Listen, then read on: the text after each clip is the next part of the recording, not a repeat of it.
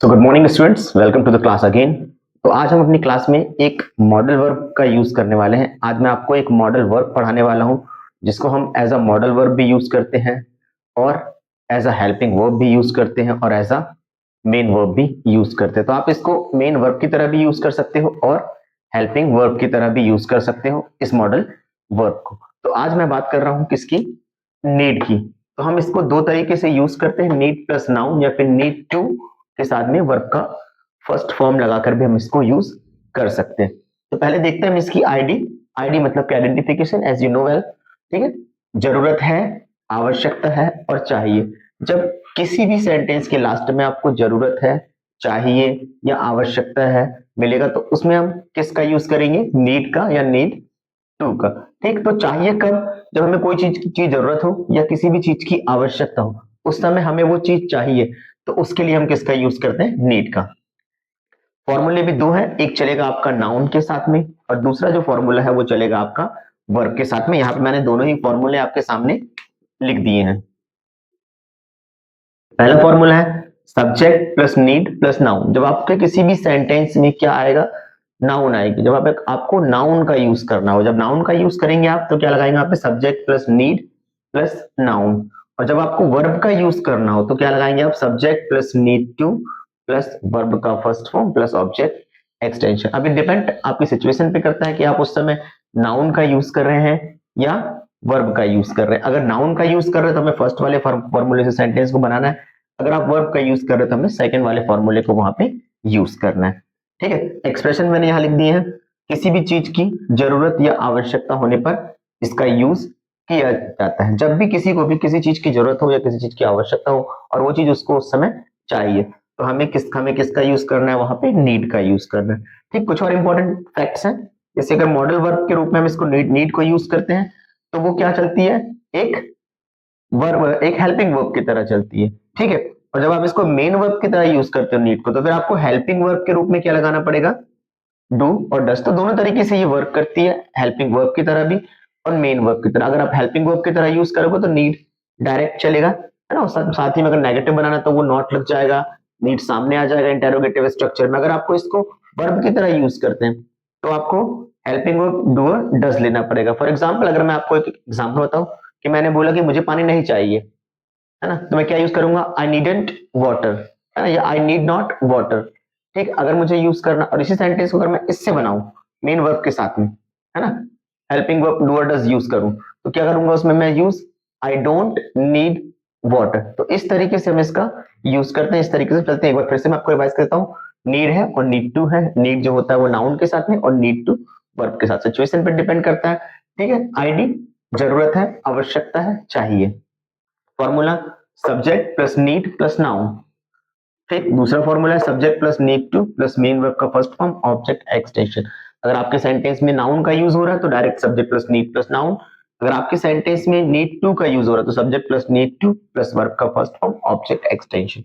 Expression, किसी भी चीज की जरूरत या आवश्यकता जब आपको होगी तो उस समय आपको क्या यूज करना पड़ेगा? नीड का यूज करना है। ठीक, मॉडल वर्ब के रूप में यूज करेंगे तो हेल्पिंग वर्ब नीड ही कहलाएगी। अगर आपको उसको नीड को मेन वर्ब की तरह लेना है तो फिर आपको हेल्पिंग वर्ब डू और डस का यूज यहाँ पे करना पड़ेगा। दोनों तरीके से हम इसको यूज कर सकते हैं। ठीक है, अब हम चलते हैं इसके एग्जाम्पल्स की तरफ। तो यहाँ मैंने आपके सामने कुछ सेंटेंसेस लिख दिए हैं। अब हम इनको क्या करेंगे? हिंदी से इंग्लिश में ट्रांसलेट करेंगे। जैसे मैंने आपके सामने पहला सेंटेंस लिखा है, मुझे पानी चाहिए, है ना। सिंपल स्ट्रक्चर है ना। सबसे पहले क्या आ जाएगा आपका? सब्जेक्ट आई, उसके बाद में आपका हेल्पिंग वर्ब ये है ना नीड, और फिर उसके बाद में आपकी क्या आएगा? Noun water. सेंटेंस क्या हो जाएगा? I need water. Then we have the next sentence, मुझे पैसे नहीं चाहिए। अब इनको, इस सेंटेंस को हम दो तरीके से बना सकते हैं। जैसे अगर मैं बनाना चाहूं पहला, अगर मैं इसको हेल्पिंग वर्ब की तरह ही लेता हूं तो क्या आएगा? I needn't, I need not, I need not money. या फिर अगर मैं इसको वर्ब की तरह यूज करता हूं, मेन वर्ब की तरह यूज करता हूं, तो मुझे हेल्पिंग वर्ब क्या लगानी पड़ेगी? डू। तो यहां पे क्या आ जाएगा? आई डू नॉट नीड वाटर। तो हम इसको दो तरीके से बोल सकते हैं। आई नीड नॉट मनी, सॉरी मैंने यहाँ वाटर लिख दिया है, यहाँ पे क्या था, मनी। तो अब इसको चाहे आप बोल दो आई नीड नॉट मनी या बोल दो I do not need money. फिर we have the next sentence, क्या है, क्या आपको खाना चाहिए। फिर इसको भी हम दो तरीके से बना सकते हैं, क्या आ जाएगा यहाँ पे, नीड यू फूड पहला, और फिर अगर हम हेल्पिंग वर्ब डू डस का यूज करते हैं तो यहाँ पे हेल्पिंग वर्ब पहले आ जाएगा, do you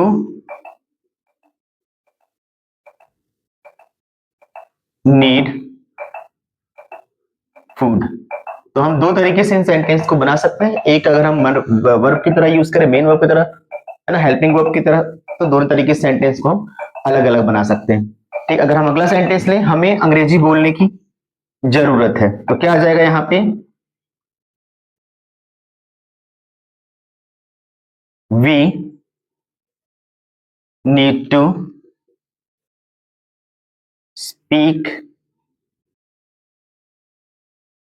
English, we need to speak English, ये हमारा सेंटेंस हो जाएगा। अगर हमें बोलना है यहाँ पे उसे आराम करने की जरूरत नहीं है, तो अब ही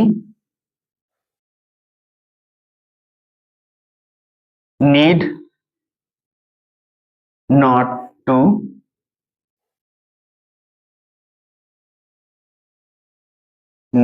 to take rest, he need not to take rest, या फिर he does not need to take rest. हम इसको दो तरीके से बोल सकते हैं, है ना, चाहे हम इसको बोलते हैं he need not to take rest, या फिर बोलते हैं he does not need to take rest. Now we have the last sentence, हमें आपकी सलाह चाहिए, तो यहाँ पे क्या आ जाएगा, वी नीड योर